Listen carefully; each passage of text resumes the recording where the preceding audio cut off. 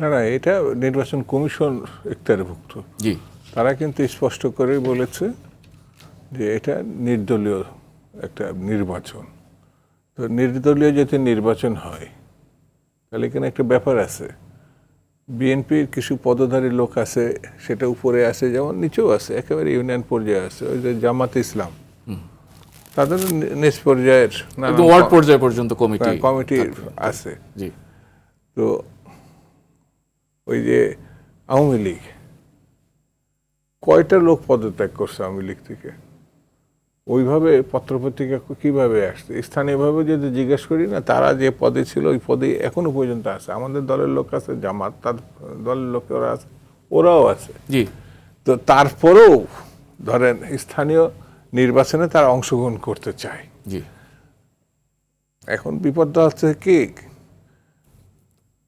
তারা যে সব অপকর্মগুলো করছে উপর থেকে নিচ পর্যন্ত, তারই একটা ছিটে ফুটা হিসেবে ওই যে শেখ হাসিনা এবং মন্ত্রিপরিষদের সদস্য, এমপি বা তাদের মানে পোর্টফোলিও যারা আছে, হ্যাঁ, এবং স্থানীয়ভাবেও যারা আছে, তারা কিন্তু দেশে নাই, দেশ থেকে যারা একটু হোমরা চোমরা বা প্রার্থী হতে পারতো, তারা হচ্ছে ইন্ডিয়াতে আছে জি, বা অন্য কোনো দেশে আছে।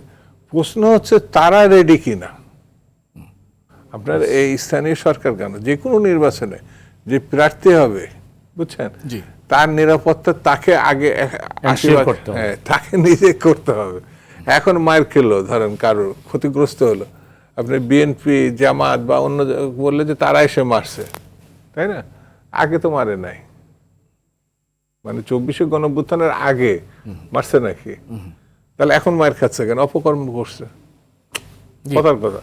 তো এই তাহলে তো নির্বাচনই বন্ধ হয়ে যাবে। ওদের যে নিরাপত্তা মানে দেখতে হয়, কোনো প্রার্থী তো তার নিজের কাজই করতে পারবে না, অন্যকে বাঁচানোর জন্য সার্বক্ষণিক তার কর্মীদের ঘিরে রাখতে হবে। এটা এই দায়িত্ব রাজনৈতিক দলগুলো না, কারণ তারা নিষিদ্ধ।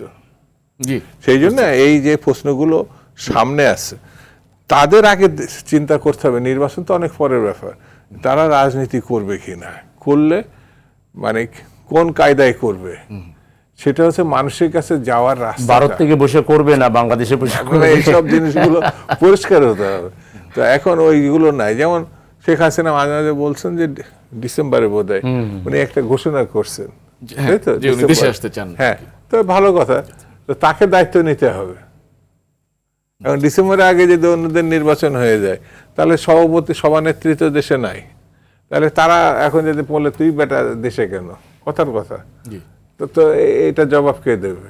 সেই জন্য আমার কাছে মনে হয়েছে আওয়ামী লীগ ফ্যাক্টর না, ফ্যাক্টরটা হচ্ছে এখানে সুস্থ স্বাভাবিক ভালো নির্বাচন করতে হলে অপরাধীকে আইনের আওতায় থাকতে হবে, আর ভালো লোকটাকে মাঠে থাকতে হবে। তো ওরা তো অপরাধী, সেই হিসেবে আইনের আওতায় থাকবে। কিসের ইলেকশন? আমার কাছে তো মনে হয় এটা খুব কঠিন প্রশ্ন করছেন আপনি।